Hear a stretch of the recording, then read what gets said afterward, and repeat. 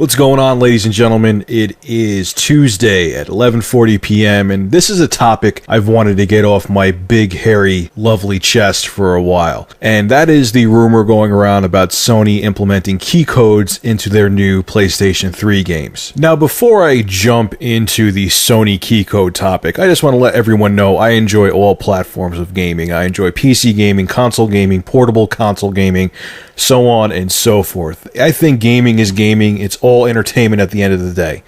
But I do have my beefs with PC gaming. A perfect example is I was going to run a Metro 2033 benchmark on my new video card, and of course Metro 2033 didn't like the new physics drivers, so I tried the old physics drivers and those didn't work either.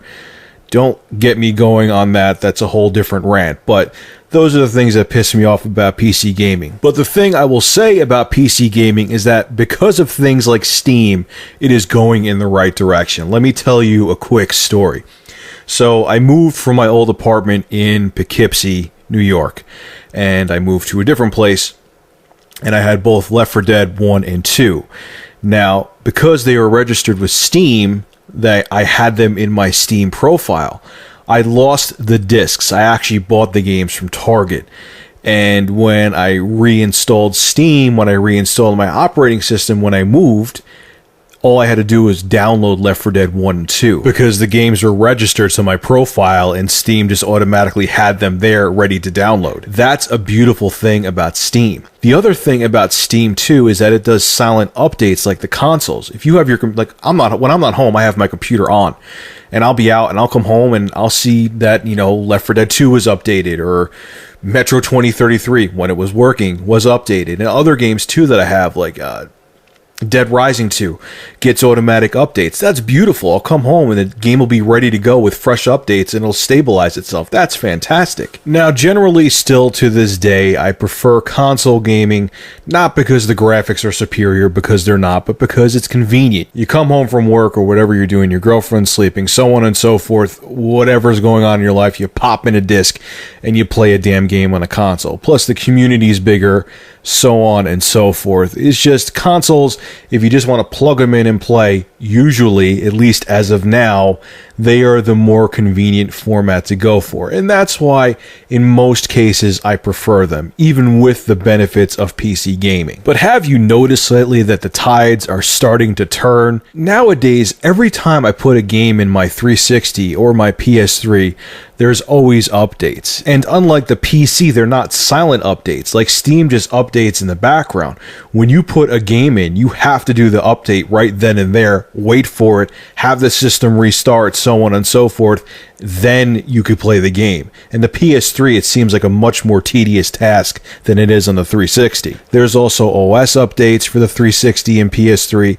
They're becoming more PC-like, which I understand they're more powerful consoles than the previous generations, but it's starting to take away from the convenience factor, and that's my concern, and that's what this whole rant is about. So I'm not going to go into too much detail because it's common knowledge now, but a bunch of hardcore hackers hacked the code of the PS3 to the point that they could actually trick the system into thinking their hacked software is legit licensed Sony software.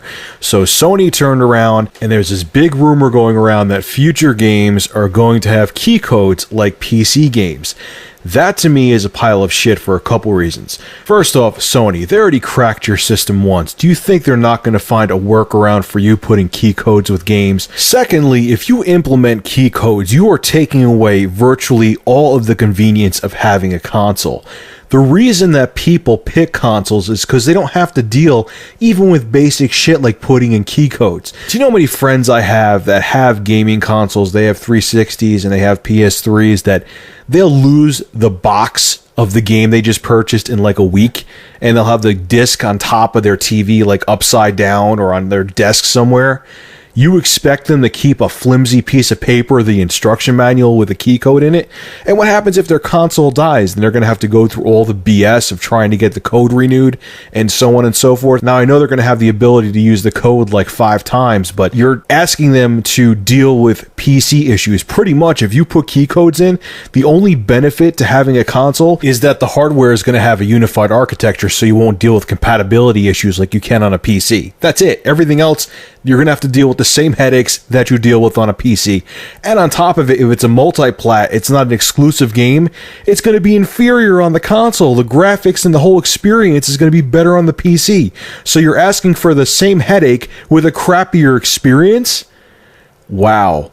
You need to really rethink this whole key code idea, because if you don't, I have a feeling you're going to be in very deep trouble. It's not a good idea. But hey, I'm not Dionne Warwick. Maybe this will work out well for them. What do you think? Do you think this is a very bad business move for Sony, or do you think it's a genius idea? Leave comments, post a video response. Let me know how you feel about this. Anyway, guys, this is Rich of The Verdict. Make sure you thumbs up and favorite this video, and once again, thank you so much for your support. Have a good one.